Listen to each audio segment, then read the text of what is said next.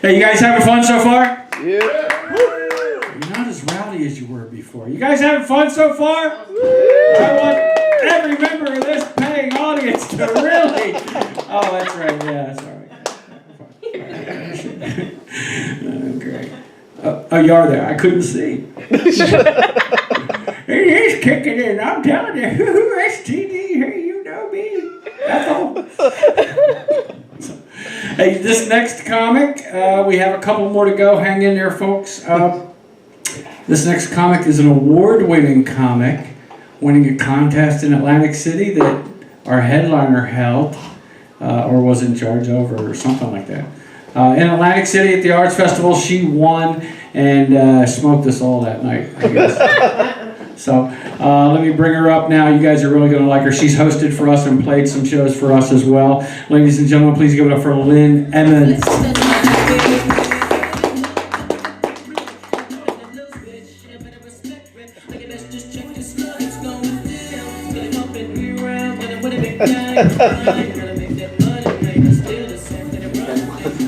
All right. How's our giant crowd this evening? So that's fewer people that I have to explain this to. I am not 12. I know that's difficult to believe. It's a common misconception. I go out to eat and they offer me the children's menu. I take the crayons though, don't judge me. And you know I'm not 12. You know that's not a lie. Why? Because I'm a horrible liar. Seriously, I'm the worst liar ever. I can control my words, but my face totally gives it away. I'm such a bad liar, I can't even fake an orgasm. Like, no, it's great. No, really, it's great. Yeah. That's how bad it is. It's bad. I'll tell you what's a bitch about being this size. You can't find anybody who can 69 with you without slipping a disc. That sucks. I feel bad for my boyfriend though, because whenever we're out in public, people look at him like they're catching a predator. It's kind of sad. I feel for him. It's like, no, I really am an adult, I swear. Yeah. Anybody cohabitating with their significant other? Yeah. Is anybody else as sleep deprived as I am? That's a hell of an experience. It's very educational. I learned that he snores so loudly that it sounds like I'm running industrial machinery in my apartment at night. Neighbors actually called the cops. But it's okay. I was glad they came out because I too wanted to complain about the noise. You know how some women, they want that dangerous guy, right? They want the bad boy. You know what's dangerous about mine? His gas. It can be weaponized, honest to God. He violates the Geneva Convention every time he eats sauerkraut. It's ridiculous. But I didn't go after the dangerous guy. Oh no, I went after a musician. But it's not like a guitarist or a drummer. Oh no. I went after the bagpiper. Yeah, you can laugh, but you have not lived until you have heard When Doves Cry on the bagpipes outside your bedroom window at 4 o'clock in the morning. That is romance, okay? The pipes do magical things to the music of the Purple One. Defies explanation. But he gets after me. He says I yell at him too much. And I just want the men in the room to know that if your woman is yelling at you, you should be thankful, because if she's pissed and silent, she's probably plotting your death.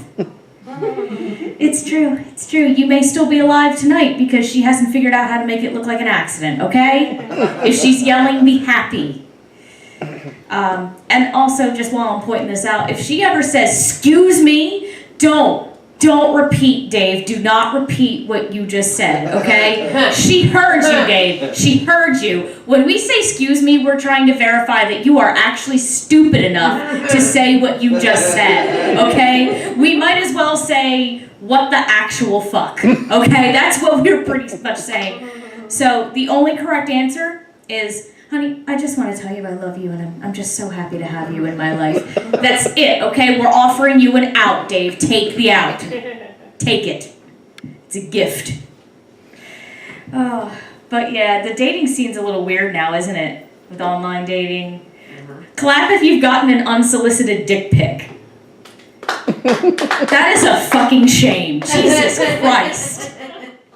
You could put, oh, you poor man, I'm so sorry. Unless you're looking for that, then hey, you know what? Do you? I don't judge. I wasn't. I'm sorry. You could put up a profile that said that has a screen name of man-hating lesbian and still get unsolicited dick pics. It's ridiculous. Oh, I could change your mind. That's not how it works, dumbass. And that's where the line is. It's not okay to just walk up and whip it out to somebody in public, but it's okay to go and take a picture of it and send it. That's where the line is. This is why we can't have nice things. Oh my God. And then, see, in my heyday, before I got into a serious relationship, in my heyday, I also got unsolicited dick pics, but I found that most of the time, if you just ignored it, they just left you alone, right? They just moved on, they got bored, whatever. But there's always that one, isn't there? There's always that one persistent dick. Okay, this is the type of guy that if you cut it off, would bronze the fucker and send you a picture of that, okay? This is that kind of guy. Like, that's how you know that you don't want anything to do with him, because that's pretty much, his dick is the sum total of his personality. It's pretty much it. It's all here. He's got nothing going on anywhere else. So I finally got enough of this guy, and I said, okay, I'll fix you. Pornhub. Enormous dick. And I searched through the photos until I found one that immediately made me say, ouch! Screenshot. Creative cropping. Reply. That's cute, LOL, here's mine. Send. Guys, he hasn't messaged me back. What the hell? He was so interested, and now he's just kind of he's ghosted me. What the shit? Can't imagine why. God. I don't get it. I also don't get the appeal of asking for nudes. First of all, the traditional greeting in this country is hello. I mean, why the fuck would you ask for nudes in the first conversation? What the shit is wrong with you? And second, what's the point? Wouldn't you rather catch the live show? Because at the end of the day, with nudes, all you got is your phone in one hand and rosy palms and her 5 sisters. Get real. It's ridiculous. I have the same reaction I find to unsolicited advice that I do to unsolicited dick pics. I really didn't ask for this, and frankly, I'm just skeeved out.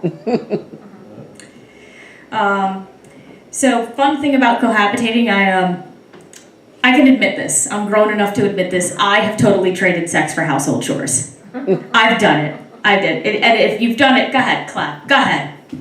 Right? Yes. That's awesome, right?